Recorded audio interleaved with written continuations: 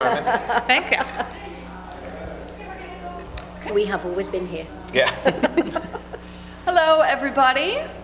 Welcome to Something at Work in the Soul, Horror in Tabletop RPGs. This is the horror panel at this convention, in which we are going to talk all about running horror games in various systems and across various types of narratives. And this is the place to ask us all of your questions about how to make spoopy games at your table.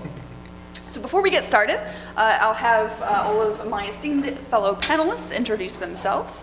And I will start with myself. My name is Amanda Harmon. I am the managing developer for the Starfinder RPG at Paizo here in town.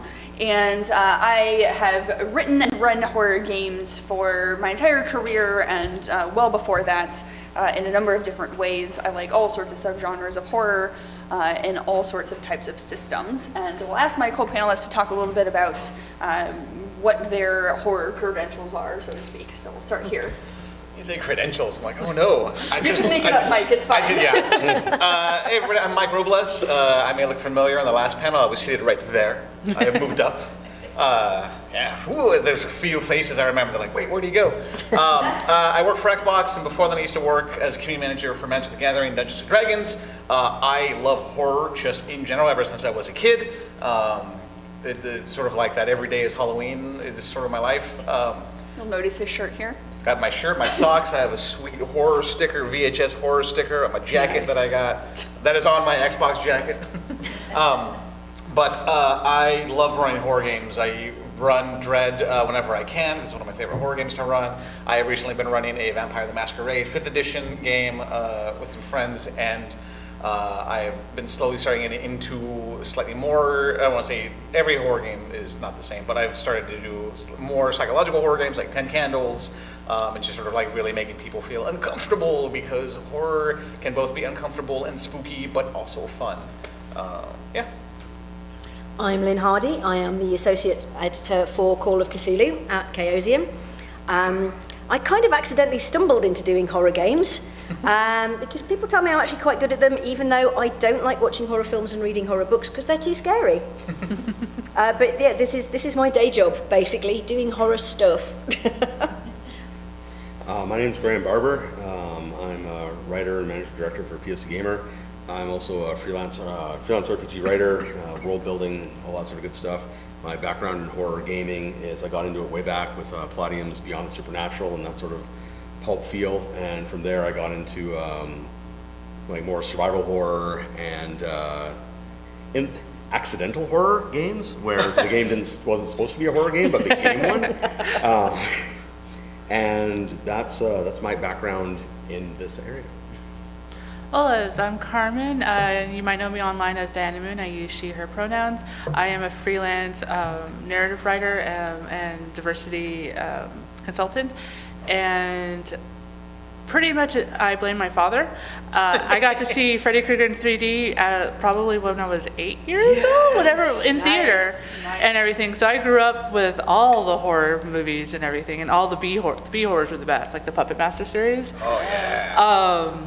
I liked playing video games of horror. I never get past the first hour and a half, so I'd rather just watch people play horror games, video games that is. I've only gotten to play a couple of horror RPGs. I got to do what I call hard mode of Dread, which was not this last year, but the previous year at Big Bad Con with Wes. It was bone-shaped Jenga on a wobbly table. With that tower. Yeah, on a wobbly table, and I never made the thing fall. I was a final survivor. Nice. So that was really fun to do for Dread. But I am working, inspired by there's been more tabletop jams online. Nice. And over the summer there was one for a fictional NES covers, and there was this one fictional NES cover that if you could make a game out of, which was called 6,000 Steps, and it was about a little boy who would go walk, not supposed to go into this basement because there's 6,000 steps and what the horror was. And I took it upon myself to write a 6,000 steps, technically one GM and one player RPG, which is still in development, but Sounds rad. Yeah, so it's it is playing with all the different types of horror you can experience going. There's a series of steps where every step, depending on what you roll, you either hear cats or maybe you're stepping on cats or you're getting random scratches, and like I like to do like the atmospheric kind of things. Real fast, we mentioned Dread quite a bit. For those of you that don't know what Dread is a horror RPG, but instead of dice, use a Jenga tower, or I'm sorry, a wooden block tower if you don't want to be sued. And so for every action, depending on the GM, instead of skill checks, you pull bricks from the tower, and the further you go along, the scarier it gets, the more decisions you need to make whether or not you want to take the risk of pulling a brick from the wooden block tower to place on the top. Yeah. And I think we all like that game or have played in that game, so it's very relevant. So fun to run. So the first topic that I would like to start this panel off on, and we'll go through a few questions I'll pose to the co-panelists, then we'll open it up for your questions. So I would ask that you please hold your questions until that Q&A period, if at all possible. But the first topic here that I would like to put out there is something that I start all of my horror panels out with, which is a discussion about consent. The topic of consent and the fact that if you don't have your players' consent when you're running a horror game, you don't have a horror game. It's very important that you start out from the beginning with a conversation about what the general themes of the game are, if there's anything within those topics that players are uncomfortable with, and generally using the tools that work for you to make sure that the environment stays safe and that nobody is harmed by what is happening at the table, and nobody comes away with a negative experience from it. Because at the end of the day, you are playing games with your friends and you want them to have a good time. I will just go to the panelists here and ask what are some of your, what are the important things that you use to make sure everybody is consenting to this game before you start out? So I'm going to talk about Vampire because that's the game that I've been running the most lately. When it came to Dread as well, I do everything before we do a session 0, before we all meet in person. I actually do this over email because not everyone is comfortable saying what they are uncomfortable with in person. And especially for a game like Vampire, which has a very sexually charged atmosphere, or will tend to go down that route when it comes to siren attacks, brutal accidents that have known to happen. And so I will ask, I need to know what you are comfortable with, what you're uncomfortable with, and all my players will give me, either a big list or a small list and say, I don't like this, this, and this. I don't want to trigger anyone or say any things that might, cause some content warnings here. But, there I will get a list for my players, and I'll know when we meet for session 0, I will just straight up say, these are the things that we will not be discussing, or these are the things that you will not see. And rather than have one giant list of everyone say their thing individually, I'll just have the list together. Dread, a little bit the same way, but the nice thing about Dread is you pass out a questionnaire to everybody, and so, one of those questions I will ask is in the meta edition of the game, what are you uncomfortable with? Or, because I have determined what the scenario for Dread is going to be, I will say this deals, this is going to deal with this situation. For instance, I'm running one right now where every character embodies one of the 7 deadly sins, and so I was saying, this game might have some religious or ritualistic imagery, are you okay with that, or is there something about this that you do not want to see, in those questions. So, and this is all before we meet in person. This is all done over email, so that they have sort of that anonymity and sort of that thing where they can feel comfortable sharing this with only me and not everybody else. Makes sense. Because I tend to run an awful lot of convention games mostly these days, I don't have my own sort of group. I try to make sure that the briefs that I submit for games to conventions are clear, that these are mature themes, that there are quite often if it's what those elements would be, so that before people sign up for them, they are aware of them, so there will be hopefully no surprises at the table. But then I also repeat those, because people don't always necessarily read everything that you put in a game description. So just at the table, these are the core themes of this. Is that going to be okay with everybody? If anyone says yes, no, then I will work to make sure that they don't come up. And also with the proviso, if this does start heading in a direction that you don't want, ask for a break. The equivalent of the X card, if you like, just sort of give me a signal that lets me know that you're not comfortable, and we will make sure that that goes in a different direction for you. My approach is actually almost a hybrid between the two of your approaches. and I'm starting a new horror game, or if a game that I'm running is going to involve horror elements, I will alert my players to it. I'm like, hey, this is what we're running, this is what we're playing, these are some of the themes that are involved in it. Can you tell me, and this is over email, like, can you please tell me if any of these bother you, or if there's any of these things coming off? And there's some things that I won't do, and I alert them to that as well. As like, I won't do this, or like I'll list off a bunch of things like I'm not into these, and I'm not going to run a game with them, so they understand that as players they have boundaries as well to the actions and reactions they can have to what's going on. Because if I'm not having fun, the game, like, and then I'm not going to want to come back either. And the other thing too is the breaks. Yeah. If things are getting too tense, or if something's hitting a spot where somebody's uncomfortable, we'll just take 5. Like, just pause the scene, take 5. If they need to talk to me, or if they're like, yeah, no, like, I can't go on, then the game either changes, or if they're like, hey, like, I'm not comfortable with this scene, my character's just gonna head off and I'll rejoin later, then that's another thing that's happened too in the past. Yeah, I like session 0, like discussing, like, okay, here's, and this is, I said this in the previous panel, not just for horror games or any games, to discuss like what we want themes. And yeah, as a GM, you need to, don't feel free that you have to play something, even if your players want to play with it. If you can't handle it, definitely don't do that. And incorporating safety tools. So I love using lines and veils, or when GMs use lines and veils, or X cards, because sometimes you won't know ahead of time something that's going to bother you. And that way, with the X card, you can say, hey, can we, or there's also Brebo's safety system, which is like pause, play, fast forward. So you could pause the game for like to have a break, fast forward just to let's just briefly discuss it, and then not actually play it out, or rewind and like rechange it. So I think those are really good for horror games. And then I don't know how, I know at least at Big Bad Con for the convention games, open table policy. So if for whatever reason you can't handle it, or you just decide, I played enough, I'm okay, you can leave the table without any consequences, and being able to allow people to do that even for like online sessions. Just let the GM know, like, hey, I'm stepping out, thank you. And then, so then that way you're not like, you don't feel pressure to stay to like for the rest of the party so that they can have a fun game. Because sometimes if something hits you, you cannot play. Like, no matter what, if you X card it, it's just like, no, I can't get back into the game, I'm sorry. Then, you shouldn't have to be stuck staying in the game. You mentioned two techniques that I think are very useful tools for consent and safety at the table, lines and veils and the X card. Is everybody here familiar with both of those concepts?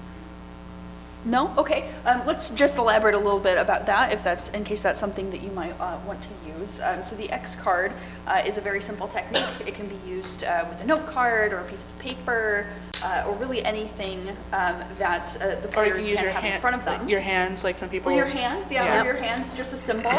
And it's essentially, if it's a card, it's something that might be in the middle of the table. If it's your hands, it's clearly something you can do to indicate to the GM at any time. But whenever that is activated, essentially, that gives you as the GM, or the GM if you're playing, a symbol that something that is happening is not okay. We need to go in a different direction.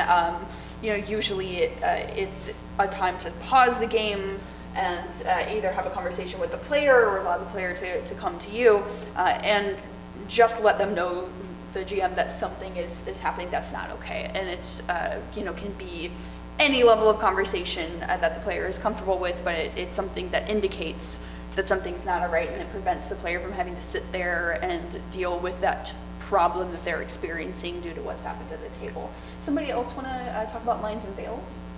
So lines and sometimes I get them switched in my head. So veils are like basically fade to black. Like veil could be like any sort of sexual intimacy. So you have two characters. It's like, yeah, they go and do it, and that's all. You don't like act it out or anything. And then lines is it does not get brought up at all. So like if you don't like cockroaches, like never going to be in your game. Even if your game is about like horror insects, at the very least you know for a fact it's not going to be cockroaches kind of thing. Yeah. So and then usually you can, at least the games I've played, you can always add to it. And you can, if you play online, you can add to it anonymously by either like letting the GM know, so that way you don't feel like you're giving your, you know, stuff that's very personal to you to a bunch of strangers. Yes. So the next question that I would like to pose to our panelists here is, let's talk a little bit about the fundamentals. What to you makes a tabletop RPG session a horror game? What are ways that you can lean into that theme, whether you're using the whole genre or subgenre? And we'll start at the end with Carmen this time. I briefly mentioned it in the previous panel. I like atmospheric kinds of things, like even if it's not technically a horror game, but like especially for horror games, it's like, it's not the big bad, whatever the big bad or evil is, it's not that. It's like making your players paranoid. Like, what is that sound? Why do these crows sound like an alligator or something, like, you know, kind of like that. So I think it's like little elements like that, very subtle ones to this, that just creeps in, and like, or a person that's overly friendly. Like even that could be like very creepy and horrific, and so I like little things like that, just or subtle in the background. Like I recently watched a playthrough of Man of Medan, and generally it's technically not like a horror game, but there was this one scene where they're exploring an abandoned public bathroom stalls, and there's a dead body in one of the stalls. The stall's open, and the person's walking by, and the body turns, and it's just like, but it's just so very subtle. It's not like a jump scare kind of thing. It was like, that was like one of the most creepiest things, like, oh, but even though like it was just a psychological thing for that character to have seen. So little like very small things like that, I think, is what makes a good horror or horror aspects in a game. I tend to lean hard into subtle changes and things aren't right, where it's just, it's normal, but there's just something incorrect about it, and I like to use a lot of descriptive language. Strange changes in the backs of scenery. Years ago, a movie came out, it was The House on Haunted Hill, and they go up to this place, and the movie itself was neither here nor there, but they made brilliant use of physical changes to the environment. So for example, a woman walked into a room and all the cherubs are looking in different directions when she comes in. And when she leaves, it pans across and they're all looking at her and the direction that she went. And so I'll use changes like that to the environment. I'll tend to emphasize claustrophobia or isolation, the environmental effects of horror, and the use of characters versus the environment. To make whatever they're dealing with that one hair worse than it possibly could have been if it was just the monster or entity or what have you. Yeah, making the normal unsettling the everyday unsettling is a very good and interesting tool for building atmosphere in horror. I mean, for all his problems, Stephen Moffat was pretty good at doing that with certain things, like the Weeping Angels were terrifying the first time they appeared, not so much ever after that. But his trick is taking something totally normal that people don't pay an awful lot of attention to and making it creepy and scary. And yeah, that is something I like, just that little, you're slightly to the left of where people think it is, and that can be very, very unsettling. And then sometimes you can go for the big jump scares, which are always good fun, but don't overuse them because they lose. Yeah, they get desensitized. Everybody's sort of touched on the little things that I've been known to do.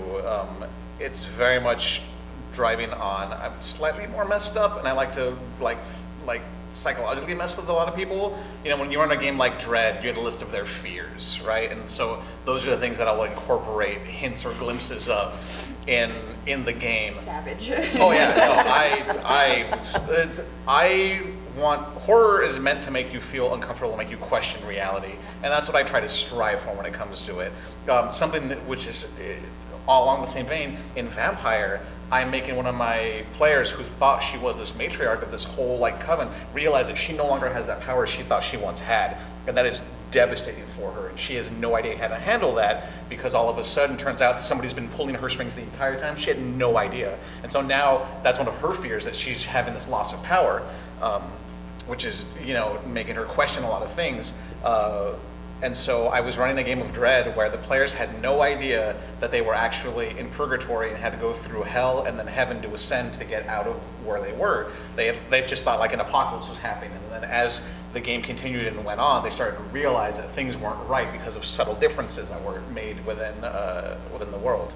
So I tend to lean a lot on the psychological stuff, and then we'll talk about this later, I'm sure, but also building an atmosphere in the space we are playing is also a big thing I like to do. Much easier when you have a group of folks, not so much easier when you're at a con maybe, or when you're running a game online.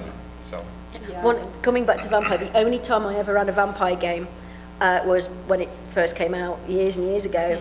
And pulling the rug out from under characters who think they're all powerful is great, and you can do it really well in Vampire. And my little vampires were all absolutely terrified of basically a group of junkies because they didn't see them, they could just hear them moving around in this abandoned building, and even these big scary vampires were terrified, and I thoroughly enjoyed that side of it. It was great watching these people who were like, yeah, we're vampires, we can do whatever we, oh no, there's a scary noise. It was great. Sounds great. I think for me, the internal mechanism that horror really hinges on is tension. And the way that you build tension, you can use lots of very obvious horror tropes to do that. You can drop hints that there are supernatural elements going on. If you're doing a zombie horror game, there are all sorts of clues you can start to drop that the dead are going to start to rise.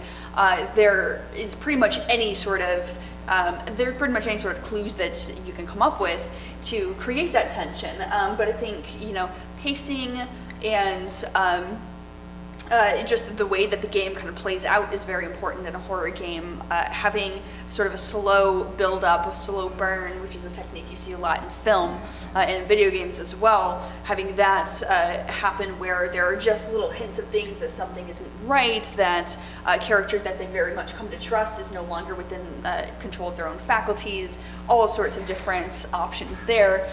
But then when that slow burn starts to ratchet up, the pacing then quickens, and then you can really pepper in very terrifying types of events, things happening in the background until you reach a crescendo in which something very dramatic happens, where there's a big confrontation or there's a big reveal, and really paying attention to the rhythm of the way that the game works can be a very great tool in your arsenal as a GM to create a lot of tension and surprise players when they are expecting something big to happen. The huge reveal might be, that this is just a pile of dead mice. This isn't actually, the flesh of the people who've disappeared, if that's what's going on in your game. So really surprising them, creating tension throughout different atmosphere is a very good way to lead into this next question, which is the fact that atmosphere is very important in a horror game. You really want to control the environment in which your players are playing in. You really want to evoke the sense of dread or tension or horror or a knowing or whatever it is in your game, and there are many, many tools at your disposal to do that. Mike, you want to start talking a little bit about your ideas? Yeah, so for my vampire game, I was lucky enough to receive an advance copy of the V5 PDF for a review I was doing, and I grabbed a bunch of new players, never played vampire before, and I gave them a bunch of pages. It was like, we're going to create your characters, I'm going to email you, here's what we're going to do, we're going to do a session 0.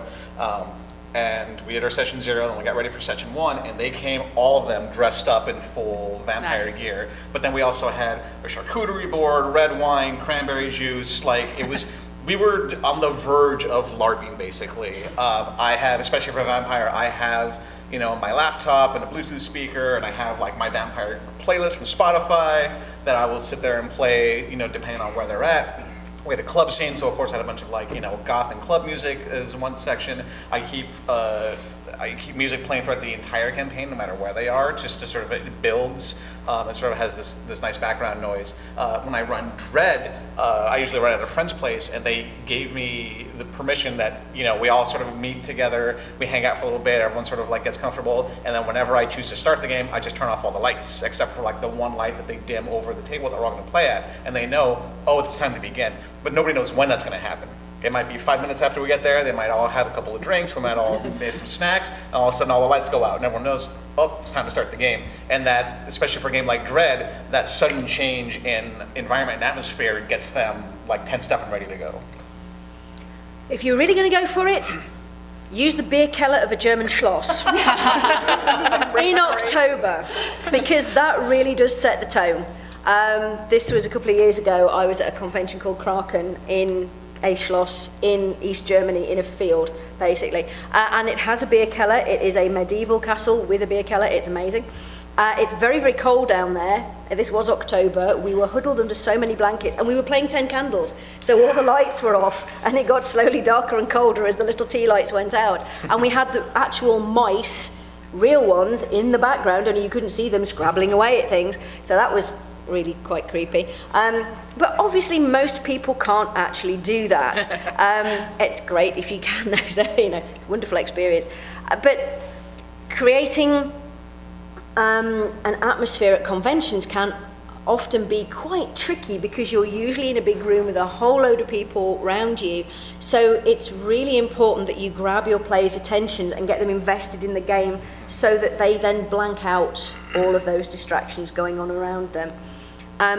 You can't always create maybe the most in-depth spooky atmosphere that you would like because of all those distractions, but people tend to be very generous and forgiving when you're playing in a con sort of background, that they will try and invest it heavily themselves. They will, they will accept the failings of the surroundings, if you like, so that they'll buy it. I tend to find as well at conventions you tend to get slightly more comedy horror, because that works better than really dark, angsty horror, because you can just drop in and out of that quite nicely. And comedy and horror do work incredibly well together, and sometimes you do just need those comedy elements to underline the horror elements, and also to provide that bit of relief for people if things are getting a little bit dark. Yeah, absolutely. Graeme? My general approach to like running the horror games I've run in the past has been to find out where we're going to be playing and adjust the game around the conditions that are there. So for example, when I was doing Call of Cthulhu way back in the day, in the dorms, we were in one of the dorm meeting rooms. There's no way you can make that place dark or creepy or anything else. But the game became a game of institutional horror, because we're in a meeting room at a meeting desk, like at a meeting table, all around it, and there's like windows we're watching people walk by. And so I was like, okay, well, I can't do like that kind of horror, but I can totally lean hard into like you're an agency dealing with some sort of horrible things or what, and it worked fantastically. When I'm running games more recently at my friend's place, he's got a great gaming table with a light that comes down right over it. Nice. I shut all the other lights off and put a flickery bulb into that one, and it transforms what is otherwise a room full of really nice nerd stuff into a rather creepy operation with like flickering light, and there's like weird things. Like, what is that on the cover? And I lean into stuff like that, and where I can't replicate the conditions, like in an unintentional game where the game went from heavy gear robots fighting in a jungle to, wow, we're out of fuel and now trying to survive in a hostile environment with things hunting us. With that, I was just like, okay, I'm just gonna have to wing this. Like this is, I can't replicate the conditions of a jungle in this room. We did do that once in a LARP, which was hilarious. We did, I did a lot of LARPing, and that has informed an awful lot of my GMing for things. But we did this, it was a 1920s LARP, which was a follow-on from a Victorian LARP. And we were wandering around Epping Forest, and someone was behind us with a ghetto blaster on their shoulder playing jungle sounds. And that completely confused all the dog walkers in Epping Forest. It's like, whoa, what? But yeah, that was great. That is fantastic. I love that. Carmen, what are your ways to build Unfortunately, I don't get to play in person, so pretty much all my GMing and RPing experience is playing online. So unless you have like specific equipment to be able to like produce sound for the other players, there's not much I can do. Since I do stream most of the games, it's more creating the environment for the viewers.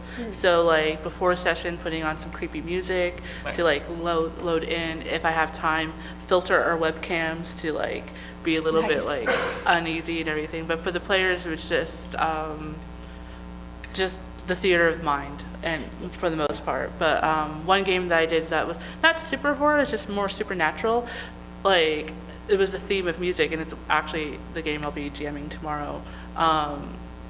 I did play, like, here's a couple of YouTube links, because we used Roll20, so just click on these at certain times, so that even though it's not synchronous with everybody at the same time, they can click and be, oh, okay, that's kind of creepy. So little ways to do it for when you're GMing online and want to, like, get a little bit more in the field, into that, so. And that's when language becomes important, isn't it? You have to, if you can't set your surroundings, you have to use the language to create that atmosphere for you.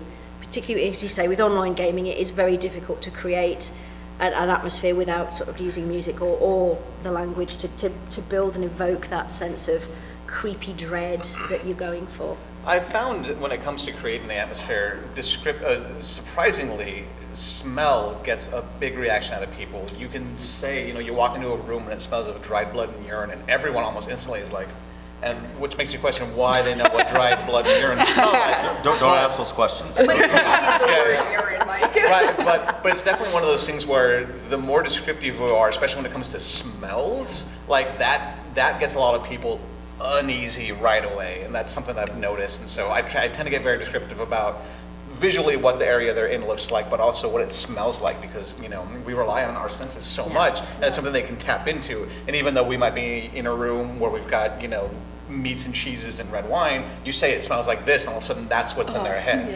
Yeah. I think using very visceral sense-based descriptions is a very important tool, because there are many times you can't control the environment that you're playing your game in.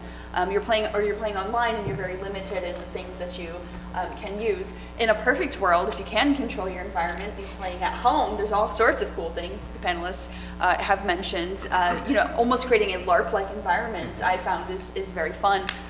Years ago, I ran a Carrion Crown campaign, which is a Pathfinder gothic horror spooky adventure that Wes Schneider outlined and worked on very heavily, and he's somebody that we've mentioned before. He's the former editor-in-chief at Paizo and is very much known for horror and tabletop RPGs, and I got super into wanting to run this campaign, and it was the first time I had gotten to run horror in a very long time, and it was my regular group of folks that I played with one player who was new to the group, not new to the friend group, but new to wanting to play RPGs in general.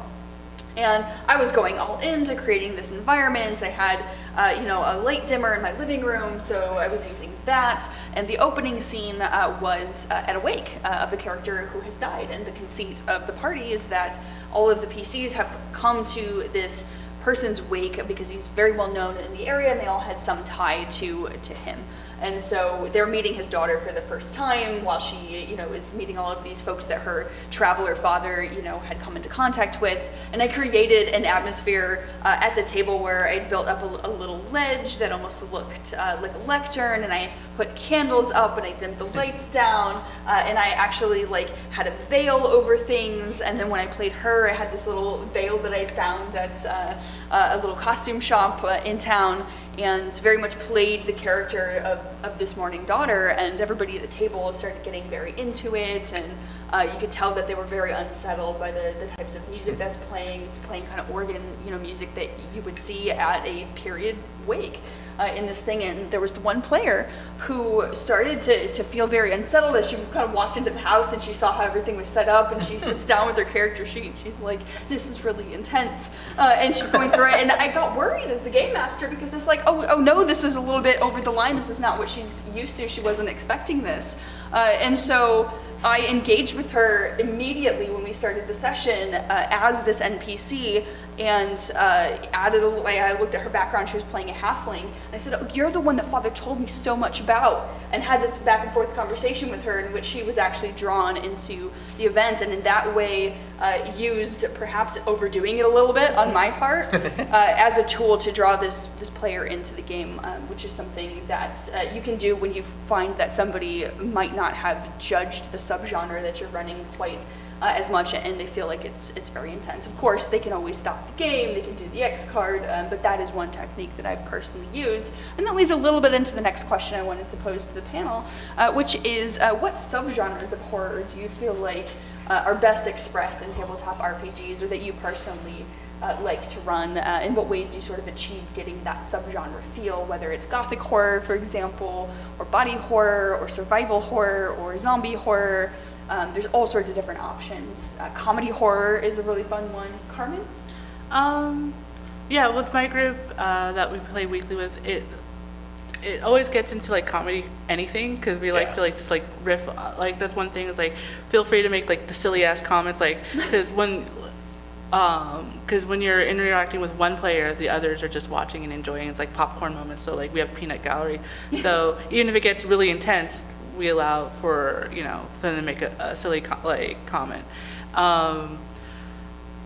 To play or to GM, I think I realize with 10 Candles, that is not a game I can do, because that essentialism, I have enough of that in my personal mind. Yeah. I don't need that to be played and expounded to. I believe they call that tragic horror, because the entire concept is every character dies, and it's the story of how every character dies. Live through that. I think it's like almost a given for most horror, expect your characters to die or get to, so that's not the problem. But I think like environmental horror and ones that are parallel a little, not too much, into like what's going on in the real world kind of thing. And I love paranormal, so like ghost stuff, like ghost hunting kind of horror, and just like that kind of stuff, I think. Or like, there's one game I haven't been able to do yet, but I've been dying to like play and GM for, is the Happiest Apocalypse on Earth, which is basically Cthulhu Disneyland. And so just playing a setting that normally wouldn't be horror-ish, and just like converting it. So it's like Five Nights at Freddy's kind of thing. It's like where this should be a nice normal place, yet it's not, kind of thing. As I said earlier, I came into the horror gaming genre with Beyond the Supernatural from Palladium way back, and that was pulp horror. Like, it was, you had a chance, like you had your weak psychics, 45 caliber pistol, and a plan, and off you went. That's all you need, my friend. From there, I really enjoyed that, and I still enjoy that a lot. But the genres that really grab me, I love survival horror, and mixing in like environmental horror with that, I find I love it. Players a little stressed out, me enjoying it immensely. Zombie horror, All Flesh Must Be Eaten, was a book series I bought the entire, like I walked in, I bought the first book, I was back the next day, I was like, let's go. I loved it. Because I loved the options it gave. It wasn't just a conventional zombie apocalypse. There were other ways you could approach it, and the way the players could interact with it. I liked the options that it gave. And the other one is cosmic horror. I've always enjoyed like Lovecraftian, cosmic, existential sort of terror. And recently I've started experimenting with the Fate system and Fate Accelerated. And I found the best way to like squeeze horror out of that is have the players make their characters, but they don't get stunts. They lose those special abilities that differentiate them from the ruck and file of everybody else, and then those stunts just become things they find and have temporary access to, and it's been fantastic. We got like a little map for a town that just everything is going wrong in, and it's fantastic. Obviously, I am contractually obligated. I'm really not. Yeah, I mean, it's well known on record that I'm not a gigantic fan of Lovecraft himself, but the world is interesting because there is that sort of like, you're all small and insignificant. You're never going to make a gigantic difference at the end of the day, but you can have small victories. And I kind of like that. So I also, I don't know whether it's because I'm British, but folk horror. Having grown up with Morris dancers, not literally, I hasten to add, I was not raised by Morris dancers. There's that kind of creepy folk thing that I was raised surrounded by, having grown up in the middle of Sherwood Forest, not far from where Robin Hood was supposed to have hidden in trees and things. You kind of get that sort of thing. It's sort of ingrained after a while. So an awful lot of my stuff tends to be folk horror-y based. Interesting, like you said, because I'm not a particular fan of horror films or horror stories. I think it's because I know what scares me, I think I can then use that to help scare other people.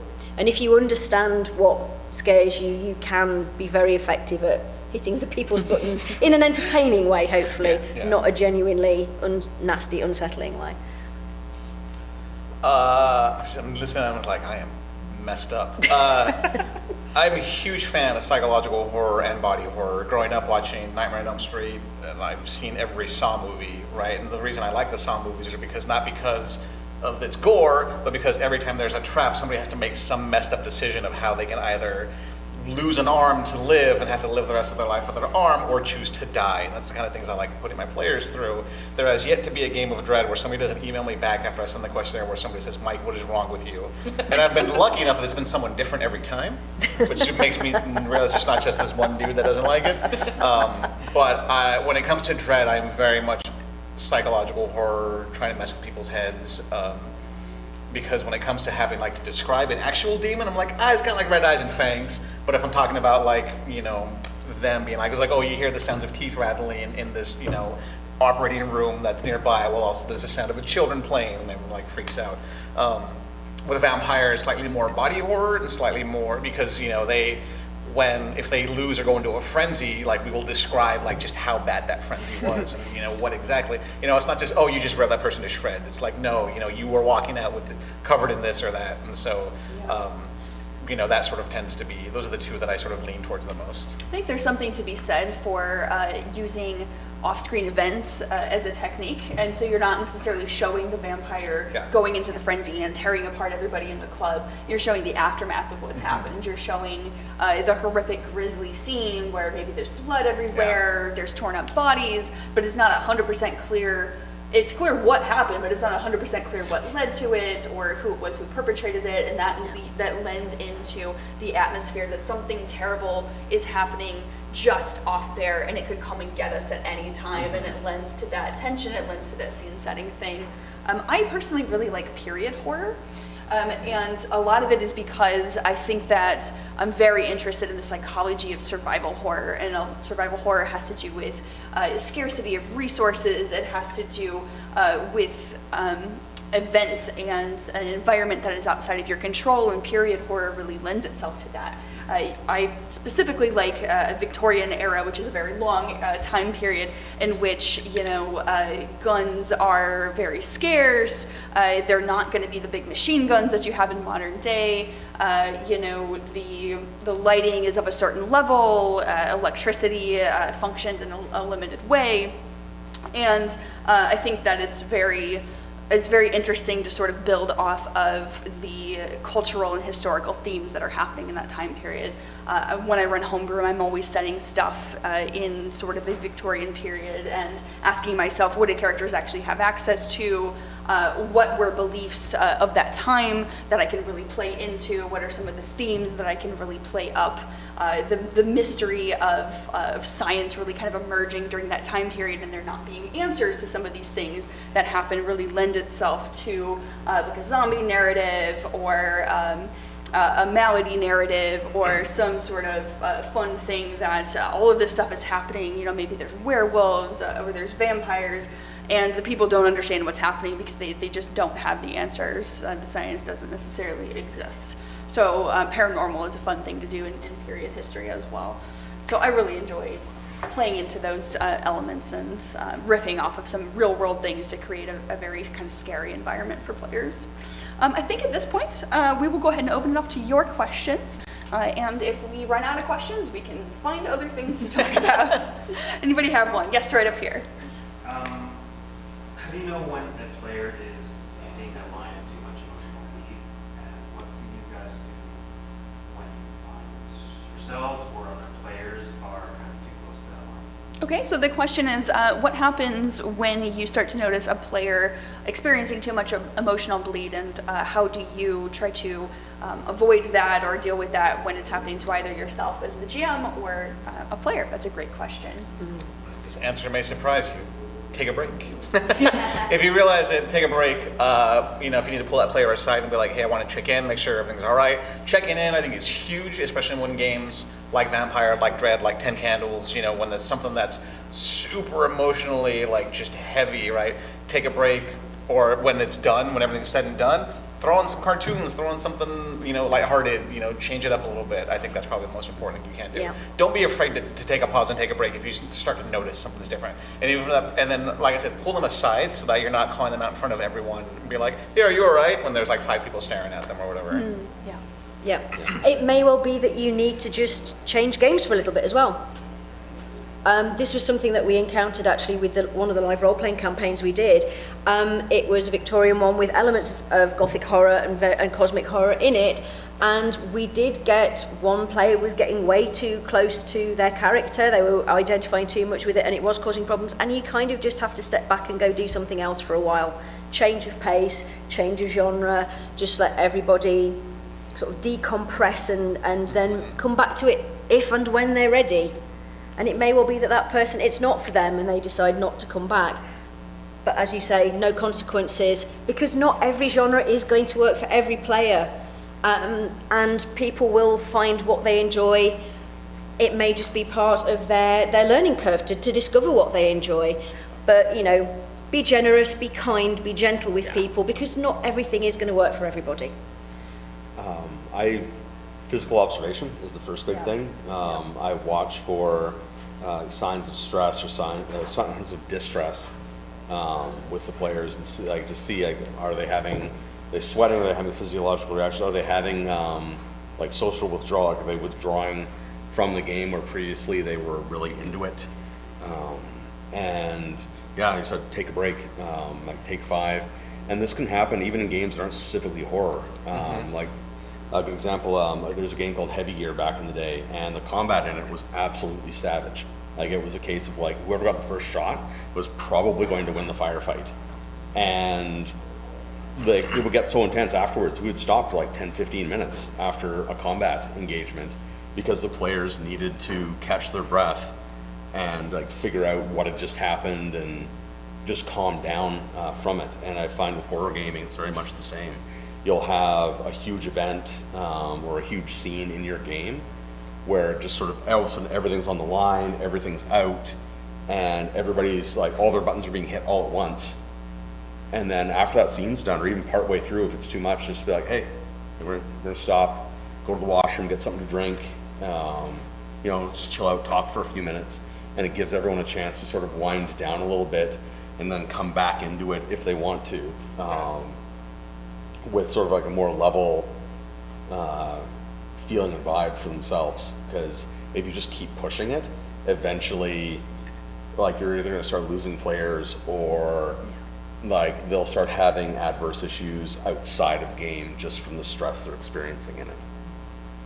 I want to emphasize, especially if you're streaming a game or if you're recording a game online, it's always okay to break the fourth wall, even if it's like you're in the mood and the genre and everything's very intense. If you notice 1 or 2 players seem to be to say, hey, is everybody okay, and be out of character, or like, since our games we allow banter, someone's reaction to something horror would be maybe to say it's something funny. So it's okay to let people make a joke and laugh, and then that breaks the tension, and that will give maybe just enough breather for them to either recollect themselves or even finally mention, oh, hey, can we take a break or whatever. In one game, I thought it was a really good idea. It was just a regular supernatural game, so it wasn't necessarily horror, but the GM had a special Google form that, like, if you didn't feel comfortable like mentioning it like in person, like, hey, I'm feeling uncomfortable, you would just use that Google form and it would immediately send a message to the GM, and the GM and it would be anonymous, and so the GM can look, it's like, oh, okay, I need to, like, let's take a break or something. So then for online other options, so that way you don't, like, the player doesn't feel like they have to let everybody know what's going on. But yeah, I think it's totally okay for just randomly to say to the whole table, hey, is everyone okay, or we're still good? And yeah, just like, not for the sake of, like, don't stay in character, stay for the sake of the story. Even if you're streaming and you feel like you have to entertain an audience or not. Yeah.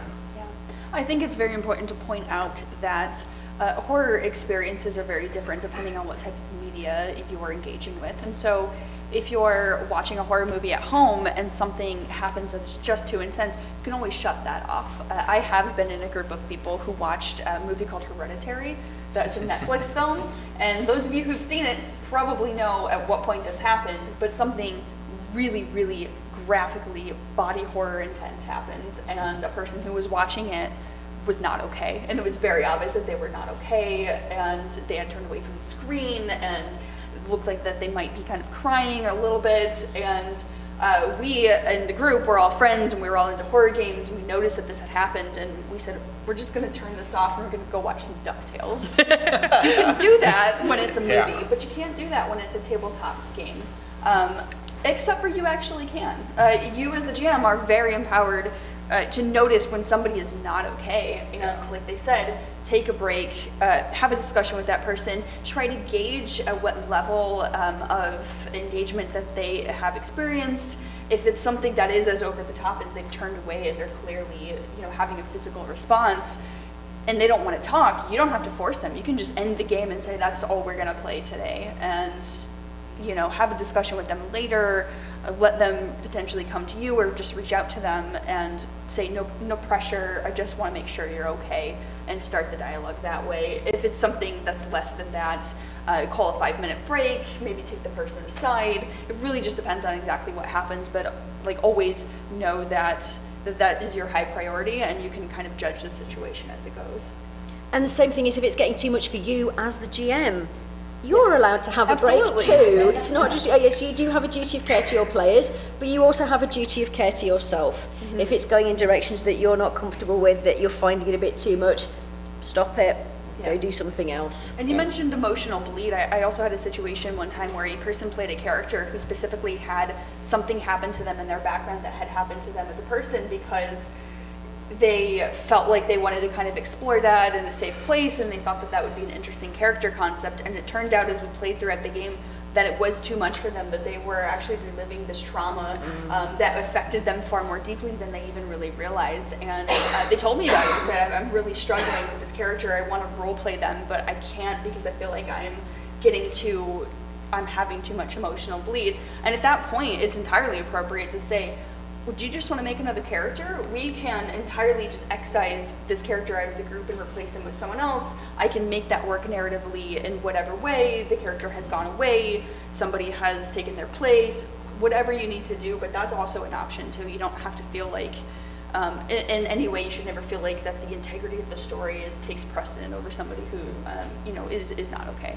And another thing I do is I schedule campfire time for the end of the game. Yeah. So if, say we have 4 hours that we're going to be playing for, I'll plan to run for 3 hours, 3.5 hours. And that last block of time is just to chill out, talk about the game, and sort of lets everybody talk about decompress. Decompress, talk about what happened. They can laugh, cry, get it all out, but do it within the group that all have the same experience. Because when they get home, wives, girlfriends, husbands, boyfriends don't want to hear about their traumatic, supernatural RPG experience. Yeah, well, some do, but many don't. And so just doing it within that group tends to help everybody process everything. And then you get to eat a bunch of snacks and hang out. And there's a level of bonding involved, and this entire group knows exactly what it is that this person wants to talk about because they experienced it too. And so it really allows the shared experience of feeling safe and talking through is something that happened in the game. Does anyone else have any other questions for us back there? Yeah. If you had ever used pieces of different RPGs to make your role game run better, how did you do it, and how well did it work out? Do you mean using different mechanical elements of the game? From different RPGs. Okay, so the question is, have we ever used different mechanical elements from different RPGs to create a horror game? And if so, how did that work out? I'm going to be doing that tomorrow, actually. So there is this lovely little indie game called Paranormal Minstrels that's in the Gauntlet Codex. that I've been playing as my foray into getting into GMing con games. And because it's about musicians who go ghost hunting, the mechanic that the system made was you use D12s for everything. And depending on what instrument you have, because they're relating it to the musical scale, that like the guitar, if you roll a 4, 5, 6, that's the only successes you get.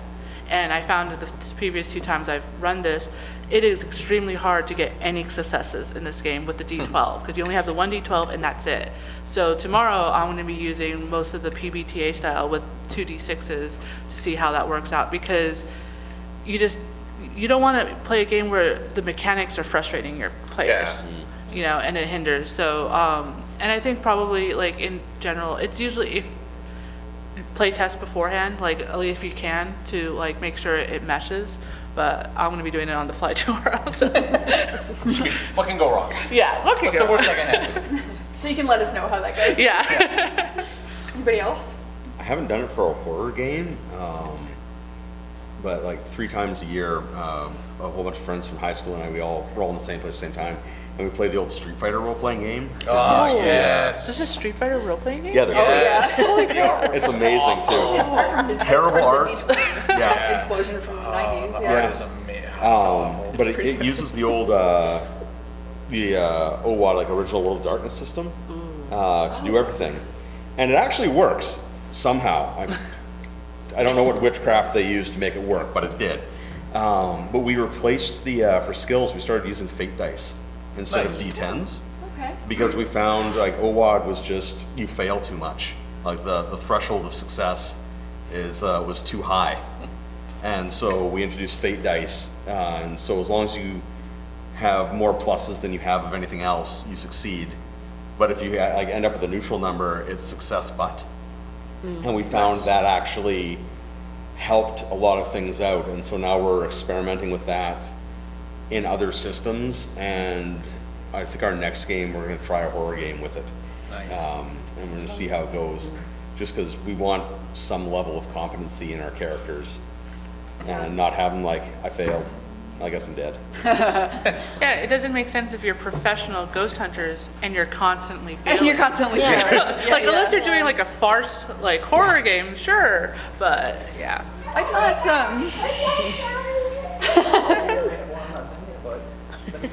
I haven't technically mashed together 2 systems, but I kind of had. I did a steampunk game called Cogs, Cakes and Sword Sticks, and at some conventions I will do Cogs, Cakes and Cthulhu. So it's 1d6, I use the Cogs mechanics, but I run Cthulhuid horror with it. Because it's a d6, it swings wildly from dramatic success to, oh my life, what on earth are we going to do? This is terrible. And that works because it kind of models pulp to the extreme, because it's even more flipping backwards and forwards like a lunatic. So that's quite good fun. But this comes back to something that we mentioned on the previous panel as well, I think, is the fact that if the rules are getting in the way of you telling that story, get rid of them, just ignore them, it doesn't matter. The story and the entertainment value is the important thing. And if the rules and the experience, and if the rules are stopping that, you don't really need them.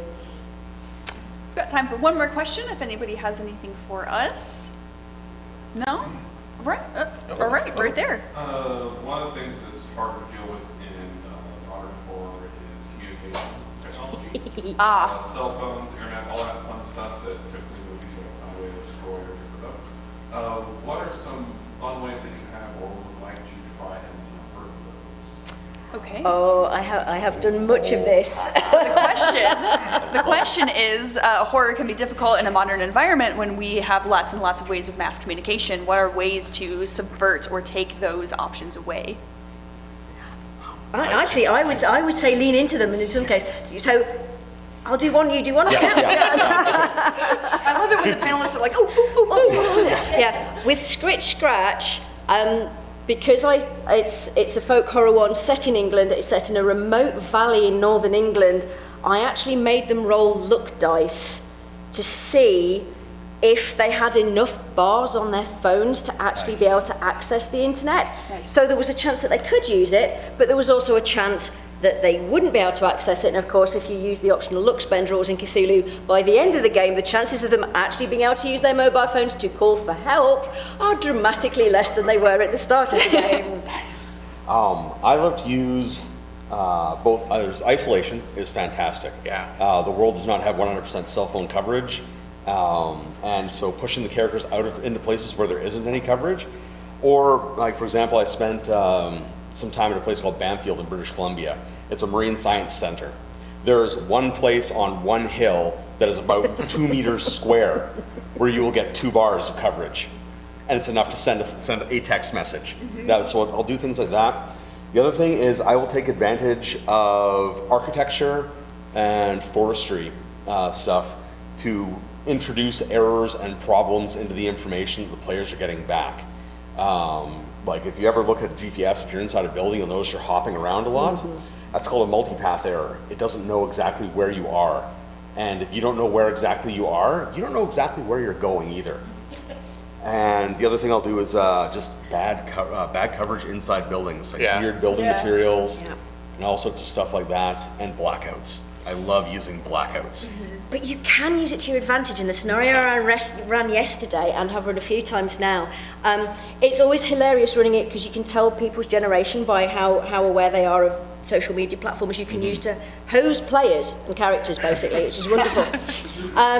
Because it's a horror one, they always split up. I don't know why it is with this particular scenario. They always decide that half of them are going to go here and half of them are going to go there. But then they decide they're going to FaceTime each other live as characters so they can see what's going on. So when the Greebly jumps out of the cupboard at them, the people who aren't even there see it on their phones because they're watching it. So it's like you think you're getting away without having to do the sanity roll. You're watching it on your screen. You're doing that sanity roll. Thank you very much. So yeah, don't be afraid of modern technology. You can use it and those communication tools to really ramp up that horror because they can't avoid it at that point. Yeah, I really agree with Lynne. It can be very fun. I've got another go ahead. Wrong connections. So the scenario that she's talking about, if I had a party do that and they wanted to FaceTime each other, I would separate them into different rooms and I would act as the facilitator to say what they're saying on their screens. Because in a supernatural horror situation, there's absolutely no guarantee that what you're seeing on your phone is actually what you want, or the person you think that it's going to be. Yeah. And just misinformation, like call them up, FaceTime me, is everything okay? Yeah, everything is fine. We're doing great over here right now. We're gonna head a little bit deeper and see what's happening. Meanwhile, they're actually like being eaten by whatever it is that they're going to have to deal with. And some supernatural thing is just funny. It's what was that movie? 1408. Oh yeah. Yeah. You know, we're like, you know, calling room service, and it's just like, sorry, we can't do that. Like, Yeah, like even like from the 70s, like horror stuff, they would use like wrong call phone calls and everything. Play into that. Why not have ghost hackers? You know, and having like the supernatural, like, because it's always like, oh, supernatural is like they're adverse to technology. Lean into them being into the little ghost in the machine and everything. And I like that in Savage Worlds, they have the ETU, which is Modern Cthulhu University. So it's dice check. So that way you're not always constantly as the GM saying, no, your phone's not working, no. It's like, let's roll for it. Let's see if you know the right Google terms to search for what kind of creature would be defeated by this. And then if you roll bad, it's like, oh, you went to Ancient Aliens and they gave you the wrong information. So you could, and I think a couple other systems probably use where it's like a technology roll or it's like a knowledge roll to see, do you know what to Google? Do you know if your phone is working? Did you remember to charge your phone? Like kind of thing. So then that way it's not just the GM constantly, it's like it's giving the players the chance to actually utilize their technology in a certain way. that's actually a super underrated thing. Batteries dying Yeah. adds How so many much of us more have stress battery to a packs? horror How many of game. us have spare battery packs in our purses right now? Oh yeah, it's like you're watching, it's like, oh man, like your battery's just like going down. Players are putting things in airplane mode to try to like save that battery a little longer. Yeah, I think extending any sort of supernatural influence that's going on in your game can be a really fun thing to do. And I both played in games and run games in which the influence, the insidious influence that is behind the whole environment, the whole atmosphere, and the whole plot is also infested. Like you said, the ghost in the machine is also infested into the technology. And so that can permeate everything from the FaceTime call, from text messaging. If they've got smartphones and they're trying to look things up on the internet, you can do things like, when you go to the research group's page, but you're seeing all of these little flashing animations, and then you scroll down and it says copyright 1997. And you've pulled up, a 20, 30-year-old page or something, and then that can really add to the atmosphere of something is wrong, something is influencing this. Another thing that is a little bit on the end of GM fiat that I've done personally is in a Call of Cthulhu game, I've had there's a research lead and all of the PCs are assembling, to have this sort of preamble to the game, and it turns out that he's very nefarious and they're not going to learn that until later on, but he asked for all of their cell phones, and he says, this is a cell phone free environment, we have very sensitive research happening here, we just can't risk anybody taking photos or leaking, or the signal may jam some of the equipment that we've got, and he's got a basket and everybody puts their phones in the basket, and he puts it in a cupboard behind the desk and he locks it, and that becomes part of the plot where they're on the other side of the ship, and all of a sudden they're like, we need to get to our phones because we need to call for help if we can, and that is part of the tension. Also, like they said, certain countries, like if you put your settings, certain countries are still like 10, 20 years behind in technology. So it's like, oh, well, we don't have 3GS servers here, or like service towers. And then or depending if like you're in a building setting, like I liked this aspect, if you guys have seen Knives Out, their high-tech security for like the mansion is still VHS. So it was still like CRT, like it just still even if it's the modern day, you're going to an old university where they haven't gotten funding in 20 years, so you're stuck using that technology. Like, does anyone know how to use a fax machine, kind of thing? So that's, I'm not sure anybody really knew how to use a fax machine at the time. That's true. So like you could do little stuff like that where there is anachronisms in a modern day. And that's fun because everyone's like, I remember playing an 80s game and I kept forgetting there's no Google in the 80s. So it's like having to remind people that. So we're going to go ahead and wrap up the panel now. I will pass it back to you folks for any last minute thoughts that you might have, or anything that you might want to tell the audience here before we dismiss everyone. Yeah, horror is different for everybody, right? So find what's comfortable for you, find what's comfortable for your players. We've talked about how story overrides rules, but also your health and your players' health will override the story. So just make sure you're taking care of yourselves. I'll be around most of the weekend, talk about horror, talk about the improv stuff we talked about in the previous panel, or just hopefully getting some games in. So you can always bug me on Twitter, also at the Mike Robles. What Mike said. You will find me on Twitter at Cogs and Cakes. Because I like to make life complicated. Actually, that's easier to spell than my name, so it's easier. I am about all weekend. I'm more than happy to talk to people about pretty much anything, to be quite honest. So if you have any questions, please come find me. Same thing, I'm around all weekend. The big thing that I like to remind people is that horror can happen anywhere in any game, depending on how the scenario pans out in it. Like it doesn't matter if you're playing a mecha game in space, or like a game where like you're trying to figure out how many faxes your characters can send in an hour from the office. Horror can happen, and recognize when it does, because you may have to on the fly adapt to things your players may not have been ready for right away, and you may have to do some other stuff. I'm easily found on Twitter, PS Gamer, and I'm around a bunch of panels today, and if you want to come talk to me about horror, world building, or anything else like that, please do so. More than happy to talk to you. I want to mention that horror is not just European based. Do your research, but there are tons of like horror fairy tales in Latin America that you could use. What was awesome was the Game of Dread I played with Wes 2 years ago. He used a Brazilian supernatural monster as the big bad, and that was like fascinating. Yeah. It's pretty good. So like just remember that you can use like folk tales from other countries. If you're a POC, use your home countries. It doesn't always have to be don't use the Wendigo if you're not part of that culture. Don't use it as a default, but please, there's so much more out there to play with horror. in the world that you can use, and that'd be fantastic. I am also around all weekend. I'm up to talking about anything Star Trek, Star Wars, horror. And you can find me on Twitter at Diana Moon or on Twitch as xDynamoonX. That's great. And I would just like to say in closing that horror is a very powerful narrative tool. It's a very powerful tool for self-reflection. When it's done well and when it's done responsibly, it can be one of the most rewarding genres for self-reflection and understanding the way that you interact with the world and the way that you understand things and the way that you interact with your fellow human beings and your friends at the table, with the key being when it's done responsibly. So all of the tools that we mentioned, there's lots and lots of research out there, there's lots of academic papers and exploration. Find what works for you and go scare the pants off your players. Thank you very much for coming to the panel, and we will